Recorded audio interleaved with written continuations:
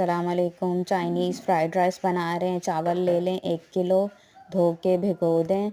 सब्ज़ी ले लें 1-1 पाव मिक्स में। चिकन ले लें आधा किलो, मसाले डाल के बॉईल कर लें। चावल ले लें भीगे हुए, बॉईल कर लें नमक डाल के। फुल बॉईल करना है। तो चिकन जो हमने बॉईल किया है उसको रेशा कर लें। ऑयल डाल दें, लहसुन डाल दें। सब्ज़ी जो हमने काटी थी वो फ्राई कर लें। ये मिक्स में मसाले डाल दें। तो सब्ज़ी फ्राई हो जाए 2 से 3 मिनट तक तो फिर मसाले डाल दें। अब हम एक साइड पे जो है वो अंडा फ्राई कर लेंगे। जर्दे का कलर डाल के, एक चुटकी नमक डाल के और ऑयल डाल लें, फ्राई कर लें अच्छी तरह से।